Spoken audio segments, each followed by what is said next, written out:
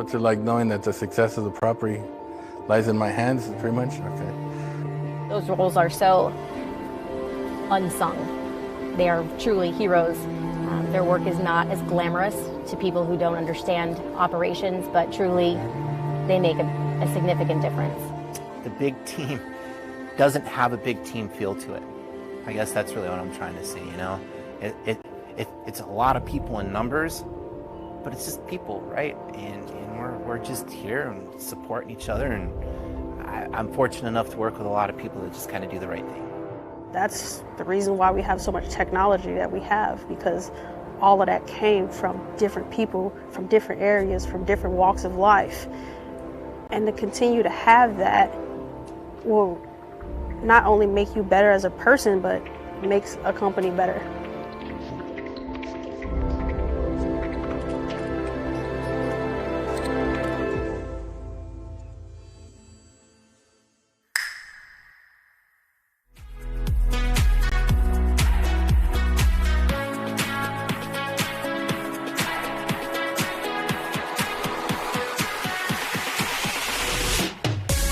From the Multifamily Studios in Scottsdale, Arizona, with Patrick and Carrie Antrim. Live today in Multifamily. Hey everyone, welcome to the show. Yeah, welcome in. Listen, hey, this is live today in Multifamily. We are actually live with you. And, well, when we started this, we also wanted to do a little subliminal. It's also live in Multifamily. You need to be living in Multifamily. Right. So also just a little play on words there. Yes. But, yeah, thank you for joining us live. We are coming at you from Scottsdale, Arizona, from Multifamily Studios. Thanks for joining us today. I'm just seeing who is here with us. We've got Alabama, Arkansas, Georgia, California, Washington, and Arizona in the house. Thank you guys so much for joining us today and just spending some time with us. Yes, we have a very special guest in the studio with us today. So we're going to be talking about some great things for you to get some clarity, a little more courage to take action in a state of confusion. Maybe that's many things that you're working with, the state of work, state of the industry, all the technology, all those things. So stick around for that. We're going to have a very special guest, and it's going to be something that you haven't probably come across yet. Yeah. It's very interesting. Yeah, very interesting. Hey, all of you on the East Coast, our thoughts and prayers are with you with all the hurricane business that's happening. We've got family that was affected. My mom was without power for a day or so. Luckily, she's back in business, but we know that you're probably having some cleanup and things like that. So we are just sending our good vibes to all of you out there dealing with that. That's right. That's right. It's very important to, just know that the seasons of all this, it puts a lot of pressure not only in communities but also on the businesses of multifamily. So Right. Again, just reminding us of how important the work that we do in the communities that we serve. So today's show is sponsored by Multifamily Clients. Multifamily Clients, a strategic marketing agency helping multifamily companies get more clients. Now, the purpose of business is to bring in revenue. That is the purpose of business. And so Multifamily Clients can give you a strategic process and plan to bring in clients automatically from the internet in modern ways. So you can 10x your revenue, simplify your marketing, and do all of this without hiring an additional salesperson or fussing with all the tech. So figure out how you can do that. Go to multifamilyclients.com. That is multifamilyclients.com. We're certainly interviewing new clients now. Yes. One can take on so many. And if you want more clients, reach out to multifamilyclients.com. So thank you for that. All right. We got more people coming in from New York, Texas. Arkansas. Arkansas is leading the pack right now. Let's do it. I love it. Thanks, Arkansas, for tuning in. That's awesome. That's great. All right. Did you want to talk about America Rents?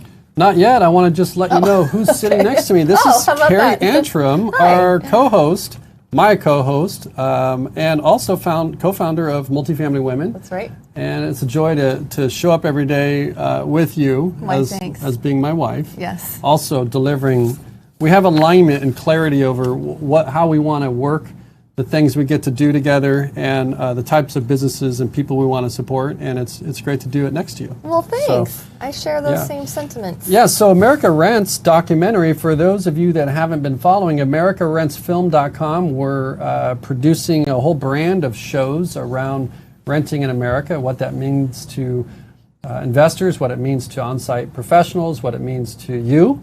And also those people that are just living in the world. Yeah. Renting is important to the American economy, and we're going to be on a journey to showcase that. We've already been filming docu-series, and this week I'm going to be out doing another filming. Yeah. It's going to be great. Yeah, I'm excited. You just did one last week. Yeah, we just right? we did one last week with an investor. We're yep. actually going through learning how to create wealth in multifamily. All of this without attending another event. And so we're bringing the content to you, and hopefully you can get some value from that as well. Yeah. It's very interesting and fun. Yeah, it is very fun. So there's something new coming up. What's that? Next week. I think it's next Wednesday. I love surprises. If I've got the date Although right. this isn't really a surprise. No, right? this is awesome. So Wednesday, August 12th is being designated as Apartment On-Site Teams Day, which is this awesome grassroots initiative being spearheaded by our friends. Yeah, Marcia Bollinger Yes. with CoStarApartments.com, Kirk Downey, NSC Chairman, Mike Minnie, President, Affiliate Executives.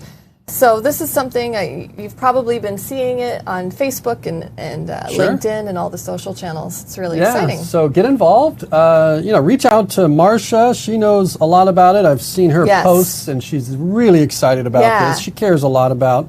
I don't know the other folks here, but I know that they came together as part of a bigger group of people that truly care about those that are impacting our communities and our companies. And so if you're living on site and you are working on site, or maybe you're just working on site, what you do matters. And I think this is a good move to recognize those companies. Just take a moment in time to do some great things. I think companies are doing, and owners, asset managers are encouraged to recognize their teams. They're doing letting them. Some are going early. Some are getting to leave early. Special recognitions, food, all kinds of great things. But people are coming together to just truly celebrate the champions and heroes that they are. Yeah, that's awesome. I love it. All right. What else, Patrick? Well, I think what I'd like to touch on last week, if you missed last week's show, you can go to multifamilystudios.com, learn about how to get involved in seeing the shows that we've produced in the past. But we talked about where we launched the private equity firm, the Antrim Companies, right? Yes.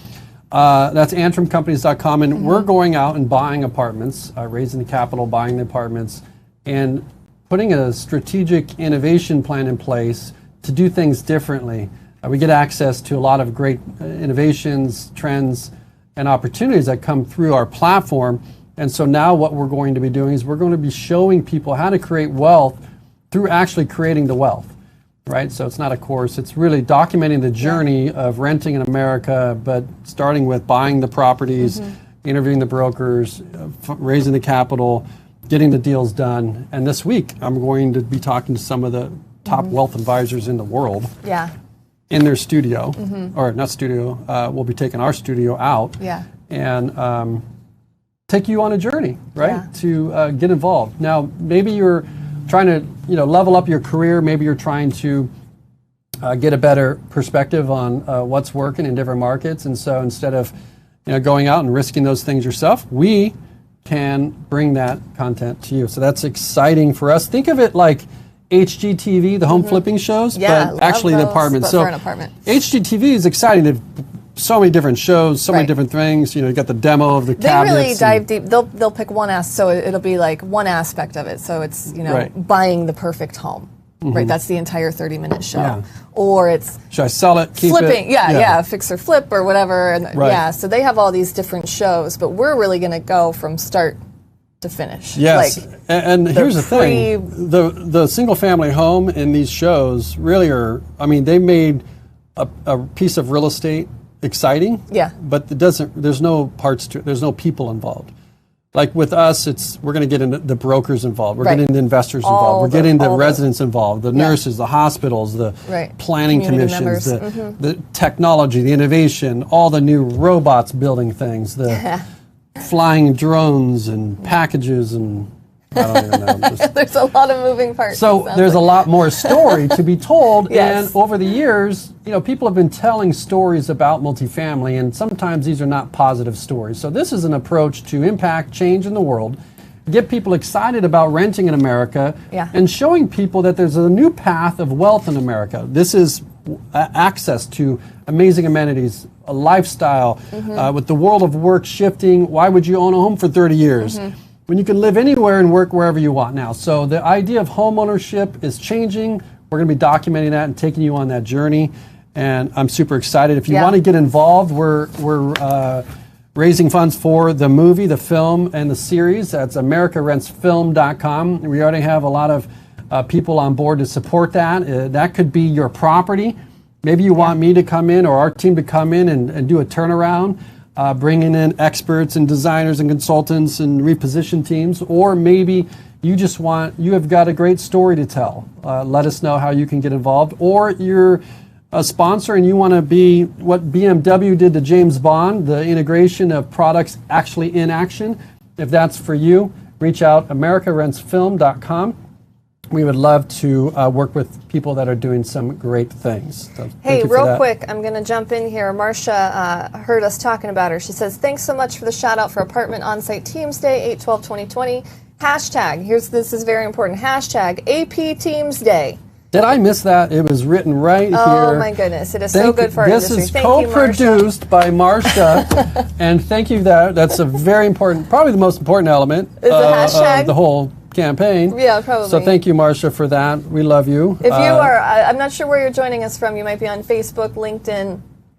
If you want to comment any questions or any shout outs, please feel free to do so no matter what platform you're using. We are checking all of them. Marcia's joining us on live.multifamilystudios.com. You can head over there to see all those comments as well. Jocelyn Freeman is joining us on Facebook. She says, so fun, I see you on HGTV. She sees it. She's got the vision. She does. She's feeling it for us. Here's the thing. We checked our stats on Roku, and we thought, where are people? I cannot believe how many people have downloaded the app on Roku and are watching the show. And the whole show. Yeah. It's crazy. Now, it's not crazy because we're trying to bring you value, but on Roku, you can actually get us, and it's even on Amazon now, at home, watch the show, watch previous episodes. Is that I didn't even know Roku was still a thing. I mean, I had heard about it a while ago, and You're going to hear about that later on why you heard about it. Well, we got a TV at our house, right? A Roku kind of TV or whatever. I don't know these things, but so now I'm in the Roku world. It's not a TV. They're now they're more than that now. It's smart. It's smarter than I am. Yeah, so you don't even need Apple TV for this. No. So the new TVs are coming with these sort of platforms to disrupt the way people engage. Anyway, all that to say, we were able to just type in the name of our show and you just search Multifamily. Or search Multifamily, and we now have an app, and I see my face, and it's giant on our wall, and it's a little scary. Well, it looks beautiful.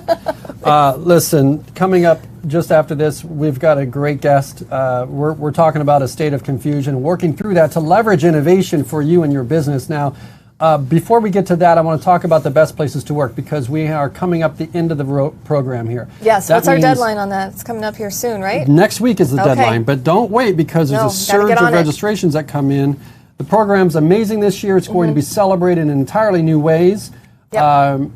Last year we recognized some great companies. This year we'll be recognizing more great companies, and we'll be celebrating those so all people can be involved from anywhere. It'll be live stream. It'll be a free event. Employees, everybody. It's going to be amazing. If you're a sponsor, you want to get behind those companies that are creating healthy organizations and putting employees first. Then definitely reach out to us at Best Places to Work Multifamily. There's ways to get involved. If you're a company, you're doing some great things, make sure to get registered. We've introduced new research components this year, no cost. which is around specifically to COVID-19. Also, what unique scenarios are happening with employees in terms of remote work, working from home, virtual work teams, things like that. And so this isn't the time to say, well, we've got all this going on. We've made it so affordable. It's a no-brainer for price. To do this, it would be $6,000 to $10,000 of research. We do this for under $600-700. I mean, I don't even know the number anymore. But nothing. It's nothing. It's a good way to show your teams and your employees that you are still tapped into what's going on currently, and you are interested in knowing what they're dealing with and how they're feeling, and all those. And then the recognition piece of it is great, because we're going to put it on even Multifamily Biz, 1.7 million monthly viewers. You'll be listed on there as one of the best places to work multifamily for those that make the list. And then in order to be on the women's list, you have to come through this program first. Now, this is the official best places to work multifamily program. There's no other program like it. It's not an easy list to get on, okay? Right. And so there's a lot of other things you could be doing, but this is a list that people hold high value, because companies, even those that don't make the list, continue to go through the program because of the value they get in building a great company. Yeah, what is that? So they reduce turnover? I mean, there are very specific things. Looking back even 4, 5, 6 years into the program, those that have gone through the program, even those that didn't make the list, reduced voluntary turnover north of 24%. Yeah. So if you start looking at the math and what it costs to hire, retrain, onboarding new employees, I think it's like $6,000 or $7,000. It's a substantial number. But talent is your last real competitive advantage. It's probably the most important data that you have on your organization, and I encourage you to take advantage of that. And if you make the list, you get free marketing, you get free exposure, and free celebration for your team. So thank you for hearing us out on that. Yeah, absolutely. All right. All right, so are we ready for our very special guest? I'm excited. I am. I know I've been teasing it a little bit. Yeah. We have Aaron Freeman joining us in the studio today, and he's going to talk about his expertise on the progression of the human experience. Welcome, Aaron. Oh, hello, Patrick and Carrie. Thank you so much for having me on, and to the whole multifamily family that's watching. I had gotten news that I wanted to bring to you that you probably didn't hear yet, by the way, Carrie. So I have insiders in the underground art world, and there's been literally so much buzz around the Carrie Antrim original that was featured on the last show. There are now forgeries that are hitting the marketplace. The price now is way too high for me to get in, and so just so you know, your artwork is really having a splash in the art world. Well, I'm excited to hear that. That emu is very special to my heart, and it still sits on our mantle. But I mean, I could be willing to part with it, I suppose. I don't know. They'd have to outbid me probably. Oh, okay. All right. Well, that's really funny. Well, listen, you're talking about creativity, imagination, and the things that we're talking about lead up to that, but sometimes we can get stuck in confusion. So let's just look at multifamily. Listen, you may be confused about how we're working. Are we going back to work? Is work going to be different? And maybe the residents in which that we serve, are they going to be, the schools, are they going to be at home? Teaching from home, how's that going to impact, that person's job and their ability to get enough hours? There's a lot of confusion around that. Are we going to be enforcing rent collection? What's the impact on that long term, financially? What's really good for us? What are we doing with investors? Are we going to be raising capital, or how are we going to plan for the future, pro formas? Technology, what are we doing with technology? What technology should we bring in? There's just so much, virtual tours, automations, things that are coming at us so fast. It's a tsunami of information. And if those employees that are working for you are not raising their hand telling you that they're confused, they're probably silently retreating, and they are. And they're scared. Just like every other American in our economy is like, what is going to happen? There's a state of uncertainty. So with all of these things happening, there's changes, in pace. It's changing so fast. I want to bring the question to you, Aaron, is, this idea of confusion, is it really even a bad thing? That's such a great question. The answer to that is no. It's actually a prerequisite, but what do we all try to do is avoid the confusion.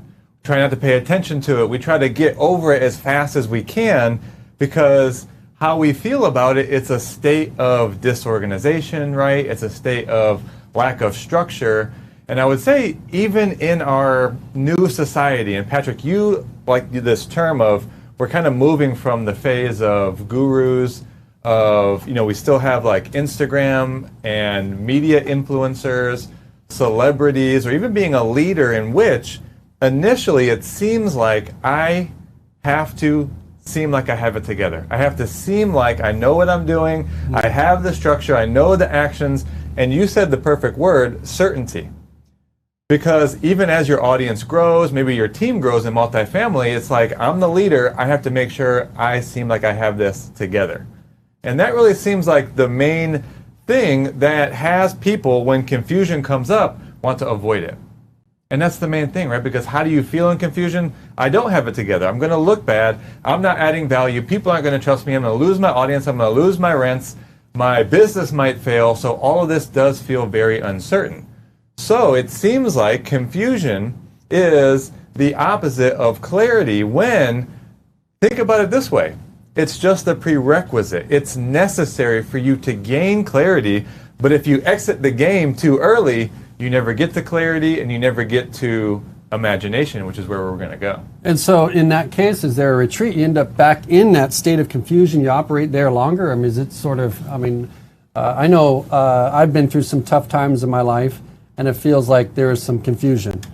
Even in that confusion, that period of clarity could have come earlier had I maybe even had the courage to do something differently. You look at the auto industries. I saw a Cadillac is trying to chase innovation with the Tesla truck, or I don't remember specifically, but all these automakers are now chasing Tesla in sort of this new imagined world that Tesla has innovated in terms of electric vehicles and even attractive vehicles that are put into the market in different ways. And when that first happened, it's like there was some confusion around auto dealers and where do you buy the car, and licensing and local regulations of cities. Cities were involved because automotive sales is a huge tax revenue for cities, and the dealers were holding on to what they've always done. Ford, GM, Toyota, the biggest automakers were resisting and sort of confused about, should we do this now? Does this even make sense? Is this the right type of future? And here we are at a different state. So I just wonder, like, having that courage in that state of confusion, what gets us through where we've kind of reduced that overwhelm, we start getting some traction, we're able to make some more clear decisions. Yeah, it's such a great question too. And the place to look is, first, confusion. We have to get out of the idea that it's a bad thing, first of all. And confusion is just this state of not having structure and not having organization, but to let that be there, let that be okay. So what confusion needs in this state is to first recognize it's coming from some place of fear, maybe some pain, right? Could be loss of market share, like you talked about with the vehicles. Certainly in multifamily, you might lose out on rents. So get a sense of what is the fear there for you, and then what we try to do with confusion is we try to avoid the pain. So we try to quickly move into putting more structure back in, or organization, get ourselves in this place of not feeling like in this wobble zone, I like to call it, but we take premature action. That's the main thing. With confusion, you don't inherently want to stay there because you're afraid of it, so you try to take an action, and it's almost always premature. If you take action to try to avoid confusion or to avoid fear, you ultimately end up just creating more chaos, maybe with your team, or the marketplace is confused about what you offer. You try to change your brand too quickly, like, I don't even know what they're doing anymore. So you don't want to take action too quickly. So what confusion needs in the beginning is to be embraced and allowed the time and the space for it to evolve. So that would be the first piece. But what happens is two pieces, and Patrick, you and I talked about this. If you keep yourself in confusion without allowing it to stay there, you'll find yourself in one of two places. being repressed or reactive. I know you had some insights you wanted to share about that too. Well, what exactly, for example, many times when change happens, there's that, what you said, repressed and reactive. So the repressed means they still do what they've always done. What is it that keeps people just staying in that safety by numbers? Like they're looking at their marketplace, they're like, well, this is how everyone else is doing it. We'll just do it that way. Is that part of that? Those two steps or those options? Yeah, for sure. So if you're in the state of confusion and you try to take premature action to get yourself out of it, certainly you miss on the upside, but you're either going to repress. So repressed is going to be you internalize it. And what happens when you repress the confusion is you ultimately find yourself only being able to imitate. So when it's repressed, what you do is you look around at what everyone else is doing. You basically go with the status quo. So you start marketing the same as everyone else. You start to take the same actions, and that's never going to have you make quantum leaps. Imitation is never going to lead to innovation. It's never going to lead to actions that are going to exponentially benefit you. And in the imitation state, like I said, you just do what everyone else is doing. So how much momentum is really going to happen with an entire group of people that are just imitating what everyone else is doing? Aaron, Carrie, I see this right now with events. So everybody, and that's why we launched a free summit for the multifamily industry. We had more than 3,000 people. Almost 2,967 live, plus many more registered, but if they don't pay attention sometimes. So maybe that's why not everybody shows up to all those things. But I think that you're seeing in-person event producers. You're seeing, I guess, conference producers try and overcompensate for not being able to have a physical in-person meeting with a high five and a hug. Right. And so we've always been courageous in how we do things. And the reality is I see a lot of imitation happening right now. And it's what's creeped in, Aaron, is this what I call like feature creep. Features don't sell, right? Now, you pick up an Apple iPhone. I mean, it's the brand of it being different, part of something more than just the tech. They've really never reinvented their own product or invented their own products, right? Their brand was their innovation. Really, thinking differently was their innovation. Like, they didn't do the iPhone. They had other things before even smartphones. They had handspring, and I can't remember what they were called, Palm Pilots and all these different things. But even MP3 player, we had walk. You didn't have a Walkman, probably. Yes, I had a Walkman. You had a Walkman? Yes, of course I did. So thanks for sharing that with the world. But the brand itself was innovation. Thinking differently. But what I see now, even with events, is this idea. What Aaron's talking about is interesting to me.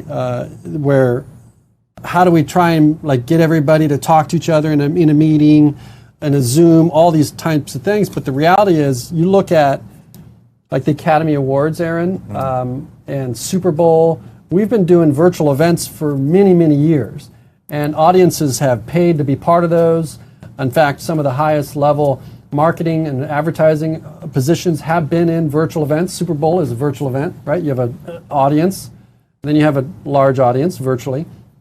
And that large audience virtually created their own little mini events. Right. Super Bowl, watch parties, and all that kind of stuff. But right now, these event producers are basically out of business. And so they're overcompensating and now in imitation mode. Right? So they're like, oh, let's overwhelm them with all these things. You can do this and you can do that and it does this and whatever. And now you've got a confused buyer. And a confused buyer does not convert. Right. And so I love what you just said there, because I just wrote a note here. The premature action. So that's why we're not doing, our best gift to the industry is not doing a certain thing. You see people, scrambling for this, scrambling for that, because they don't know how to interact with the marketplace anymore. And so we've been very consistent with our values, consistent with our goals, and not taking that premature action. So that's kind of an example right now, Aaron, I think, where there's a state of confusion. Brianna, can you help me out on the airplay? We're not airplaying there, so. Well, I can jump in actually because there is one other place on the premature action that you could now find yourself. I'll just jump into that really quick. I love what you're saying, Patrick, because when you take premature action, then you're either going to imitate what you see other people and other brands doing, but the other place you might find yourself in is a place of reaction. So in the place of reaction, you start to get more aggressive. You're outward focused, but where do you put sort of this aggression or this anger can often be towards the group that are imitating. And this really came up, Patrick, when you and I were talking, is when you're in a reactive state of the confusion, you're going to take fast action, but it's going to be aggressive, where your messaging might start to diminish other brands, or you might start to get angry at the group of people that are imitating. Why? Because they might be imitating what you're doing. And Patrick, I know you and I had talked about different possibilities. Maybe you start to see other companies imitating maybe your brand or your logo, or maybe they do a Best in Multifamily award thing also. Maybe they do a similar event. So now you're reacting to the group of people that are imitating, but you have to think about this. Think of yourself still being in a smaller group.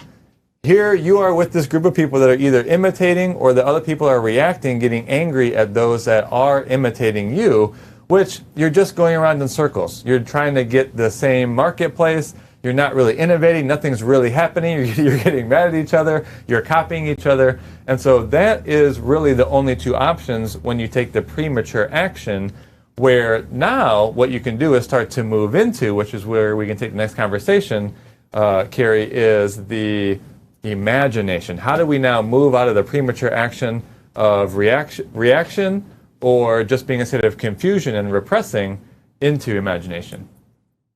Yeah, that's really interesting. So I wanted to talk a little bit about, it just triggered a thought, and this may be oversimplifying it, but if you put yourself back in like 3rd grade, say, and the teacher gives instructions and you're like, oh my gosh, I have no idea what she just said, I was not listening, or I just don't get it. This imitation, like, in 3rd grade, you're just going to look and see what your neighbors are doing, right? So is this like an inherent thing that just happens? Is it a learned action? How do you step back to recognize that and then take the courage to be like, wait, I don't have to just look to see what everybody else is doing. I can stop, pause, and move forward, like Patrick's saying, not prematurely. But is this just an inherent thing that we're born with? Where does this come from? Yeah, I totally believe these are just the inherent genetic behaviors. And when we talk about confusion, it's the mind. It's the mind trying to deal with a state of uncertainty, or even possibly a state of pain, but you try to avoid it. So, what else is there to do? Well, if I'm trying to avoid pain, or I'm trying not to go into a place of uncertainty, which can be very fearful, then what else? Exactly like you said, I'm just going to start first to look around. What are the people around me doing? What the 3rd graders, what kind of things are they coloring?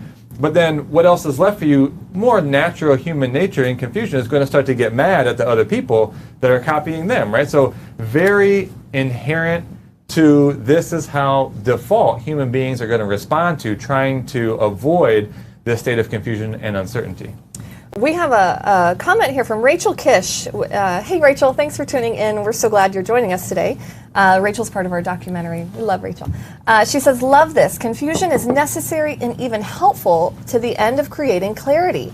Settling into the eye of the storm can be so clarifying, albeit terrifying. Brave the storm, she says. Thank you so much, Rachel.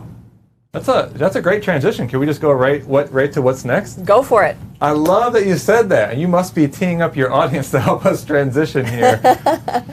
So if you let the confusion, if you let uncertainty, if you let even pain be there, give it some time, give it some space, don't take action yet, what you allow for, right, is if you get out of the mind takes a lot of energy. A lot of energy that's there to focus on the things that you're worried about, you're confused about, how you're going to imitate, or your aggressive action towards people. If you can just calm the mind and give the confusion a space, what you'll find is the confusion is really an illusion. It's an illusion of your mind to try to keep you safe and try to keep you comfortable. So if you let that go, then the inherent energy, life force energy in your body is now available for creativity, for imagination. The root of imagination being what? Image. So you're allowing the energy of your body, the energy of life to now start to create images and ideas and forms and colors within your mind that lead to this imagination. Imagination is what makes innovation even possible. So by doing that, think about some of the examples of where real genius has come from. In art, in music, in dance, in, think of someone that's painting, right? They have this easel of paint. Now to look at it, it might look like there's a lot of chaos on their easel. But they just start to take the raw material of the paint. And think of the raw material of yourself, of your life, the circumstances, your ideas, even the pain. And when you allow it to be there, artists create the best songs, right? Like Taylor Swift. Why do people love her songs about breaking up? Because she's allowed the pain of breaking up, of relationships, of the hurt. She didn't avoid it. She channeled it into an artistic avenue, creation in which that song resonates with people. And you can really do the same, whether it's in your life, your relationship, your business. How are you going to turn this into an art form? How are you going to turn your pain, your confusion, your uncertainty into something, allow your genius to show through? I love that. You said confusion, illusion. I think that should be the title of something. That's great. Taking that confusion and turning it into imagination and creativity. And anytime we can talk about Taylor Swift, I'm good to go. I was going to drop that one in there for you too. Thanks. So many things to do in multifamily. The transactions. You look at. Aaron's talking about the raw materials of the paint palette, and then it then becoming this beautiful new thing, this new picture. I mean. You look at how things are made. In fact, there was a show called How It's Made. Mm-hmm. It's very interesting. If you look at your business as like this assembly line, I think it was I don't remember who it was, Dean Jackson, somebody brought this to my attention. Like if you look at your business as an assembly line, what are the raw materials that need to come into that factory and how it gets assembled for it to then come out at that end thing. But product, we get so focused on the assembly of the business, the transaction, what has to get done, and the reason for that is the boss is calling. Right. The lenders are calling. Right. And even more so now than ever, it's forbearances are coming due. There's pressure on economic occupancies, and those questions and those transactional questions are going to sort of escalate. Bring in more confusion. And what you wrote down, that confusion is illusion. It's important to step back and think about this type of thing actually helping you in multifamily.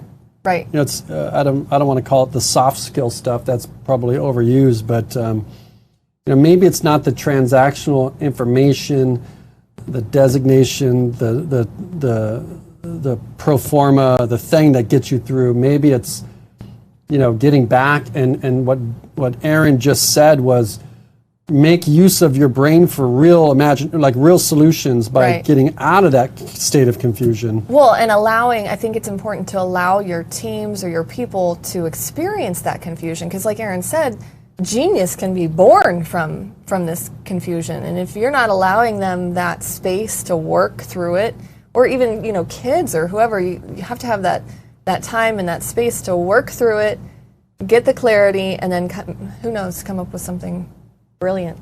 That reminded me of a great point, Carrie.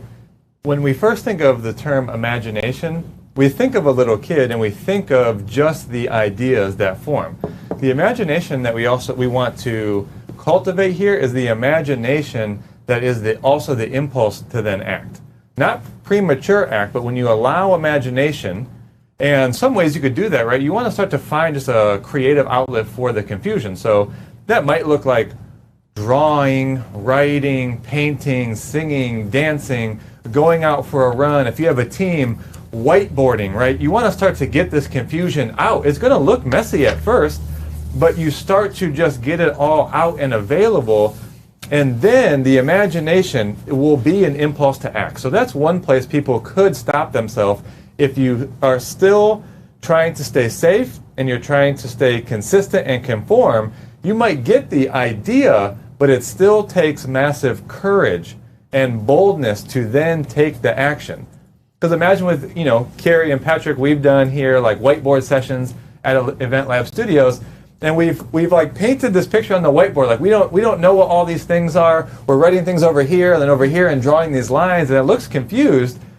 But even if we came up with a good idea, it still requires us to then act. So that's really a key. It's really the timing of the action. In confusion, you take premature action. It's going to be from a place of imitation or aggression. But if you give it the time and the space, you want that to drive an action that you had never thought of before. Yeah, that action piece is something I think people miss out. I think of the creation of it, like you said. Yeah, I think it can also be dictated by fear, right? Like you could either be too afraid to take that action, or you're afraid not to take it right now, and that leads to that premature action, Yeah. right? And it's interesting because some people learn in different ways, because I learn by acting. Of course, I'm curious about a lot of different things. And so, you got to listen to certain things, you got to read it, you got to watch it, and then actually do something with it and put it to work. Swimming and all these different things that you can read about them, but if you don't actually get in the water and do it. You mean reading about working out isn't the same as working out? It's not even the same. They do have yoga on YouTube, but you actually got to get to the floor and do the stretching to actually get to that next next level, right? To watch it. That looks great. I feel relaxed I'm sure already. plenty of people just watch it. But here's the thing. What's the motivation piece of this? Like, how do you, if you have to act and there's confusion and maybe the courage isn't there yet, how do you get to that point where you're going to put that toe in the water and do that? Is that a question for your audience, or was that Well, they can't. I would love the audience to answer the question, but really, I think it's. We've heard before that motivation shows up after you act, but a lot of people, they're not as curious, about self-improvement as most. But what would you say to somebody that's wants to take that first step, that in a state of market confusion or even the company's confused? Oh yeah, a couple of great things you said there, and we've talked about this before. I know you would agree that business growth is directly proportional to your personal growth. So I think hence why we're even having this conversation. It has so much to do with your personal life or your relationship, and that gets reflected in relationships with your coworkers. But one of the main things here, I want to have a quote from Oscar Wilde, actually. He said that constancy is the last refuge for the truly unimaginative. And that's kind of hard to hear sometimes, right? Especially, I am a very logical, very structured, very organizational person. And so I think a lot of times as leaders, any one of us can think, if I don't act, I'm going to be left behind. I'm going to miss my opportunity. And you just have to look at the state in which you're taking action from. If you're repressed or reactive in the state of confusion, you're going to be doing similar things or getting angry at this group of people over here. And you're only going to ever make very small incremental changes. So though you might act fast, your results are not going to be that great. They're going to be small at best. So if you can let yourself believe that imagination is quantum leaps. We're not talking about small incremental steps. We're talking about quantum leaps. Is that beneficial enough for you to give the little bit extra time to wait and pause to act until it comes from a place of pure imagination, of creativity, of newness, of artfulness, of genius, which of course is a place of, you have to be bold and courageous. You have to step out of the uncomfortable, but you can really create quantum leaps rather than small incremental changes. That's interesting. And I know you spend a lot of time in the personal relationship space, and we're talking about you can have relationships, employer-employee relationship, different dynamics than a romantic relationship, but there is that common baseline of serving another, showing up for another, understanding another, having alignment of vision, alignment of focus, being respectful, all these things that come down to us just as human beings in the world that we live. And I just wonder, when someone's in that state where they've been sort of at this a long time, and there's this sort of cloud of overwhelm, and they're a long way into the problem, and they're making their first step to come out of it. And they've got all the right things like you've talked about in order. They're taking that action. When they don't see the immediate response, even if it's a personal romantic relationship turning around, and each party has their role in it, but they take that first step, which is a positive step. But there's a lot, there's still other other confusion around the situation, the communication, all these things. Like, how patient do we need to be in our steps to stay the course to where we know, okay, I'm persistent. I've done this 10 times. Is it 100 times? Right. How long do I give the other person to come along? Is it, how long do I be that person that champions the technology industry and everyone's like, no, no, no, no? I mean, we look at people like Elon Musk and they just go, and then it takes sometimes 10 years for people to catch up. My question to you, Aaron, is when you're moving through this confusion state, how do you manage to know when you're at that point where you either need to try something different or just keep going on what you believe is right? That's such a great question. I mean, for Jocelyn and I, it's this word alignment, right? It's a certain sense or intuition you have if you have a business, or we teach couples in their own relationship entity to create a vision statement and to create their core values, and you align on those, right? And so that's how we've always made decisions, is to say, if our values are still the ones that motivate us, that drive us, that are our core drivers and values, and our vision statement is still accurate, then we're going to continue to take the actions. So I think aligning on those, as you mentioned, patience, I think infinite patience is probably one of the things that would best serve anybody for the entirety of their life. But at that point, then, one of the things I like to do is just, Tony Robbins says progress equals happiness. So a good reflection time to say, what progress have we made? And to have gratitude, to have appreciation for the progress that has been made. And at that point, I think you really just trust that if you're in alignment with your values, your vision statement, you're having gratitude, you're looking at the progress that you did make, and then you trust that all of those things combined, and you're just allowing the confusion to birth itself into imagination, then you're going to make, just have to believe, you have to trust, you're going to make bigger leaps than you could have ever even thought of or seen as possible. And I have one last example. Jocelyn and I had been wanting to write our second book for a long time. Now, over a year and a half ago, we were able to contribute to a couple that was struggling. They were actually, they are celebrities, so we can't say their name. But in that moment, there was a lot of things going on. Jocelyn and I were confused about, how do we sort of charge for our services, and how do we show our value to them and not get caught up, because we could have said basically any price and they would have paid it. But that didn't align with our values. So though we were confused for a minute, we said, you know what, let's just trust. We never asked for anything in return. And a year and a half later, we get an email from a publisher that says, we're going to publish your book. And it's like, we didn't have to have that conversation. That connection came from the sharing and the sort of the testimony from the celebrity to, their friends. It was all happening in the background. It wasn't happening in our awareness. We didn't have to do anything. The book is now available for pre-order in Barnes & Noble, in all the major retailers. And Patrick, we didn't have to do a single thing. So it's like we could not have seen that path unfold. But if we too early would have taken action because, we wanted to make money or whatever the reason, we would never have got to this path with this book of where we are now. That's wonderful.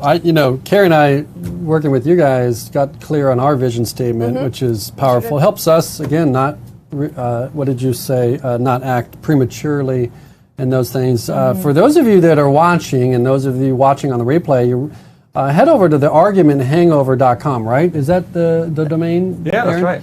Theargumenthangover.com. You can pre-order this book. I've ordered a copy. I think many you ordered copies. several copies. A batch of copies. Because listen, if you can dissolve disagreements. Yes.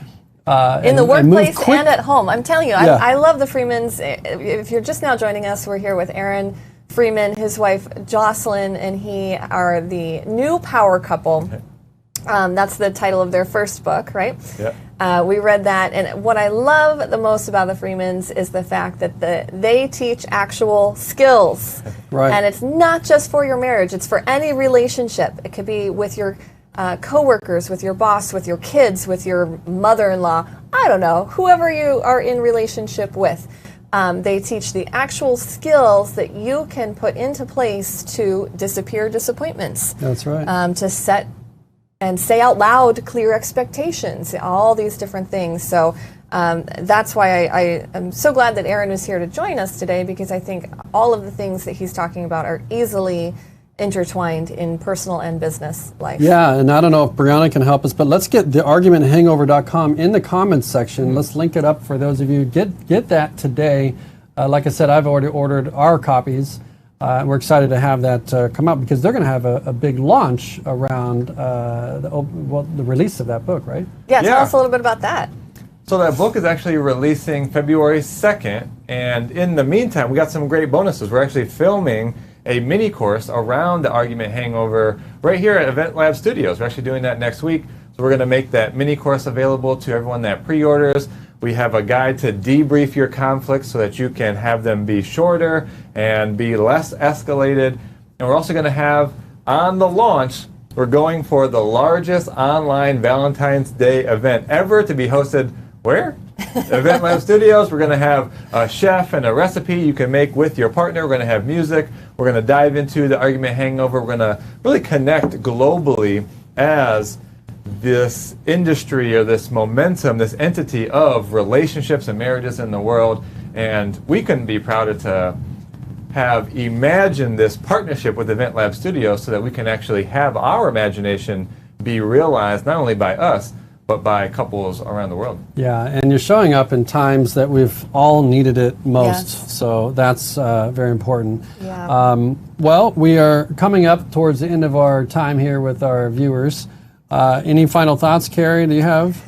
No, I'm grateful to everyone who joined us today, tuning in from all over the country. We just appreciate you spending your Friday morning, afternoon, depending on where you're tuning in from, with us. And again, our thoughts and prayers to everyone on the East Coast. We just hope that you guys are able to rebuild stronger, and we are just so grateful. That's right, that's right. So more shows on multifamilystudios.com, helping you create wealth in multifamily without attending another event. We'll see you guys in the next show.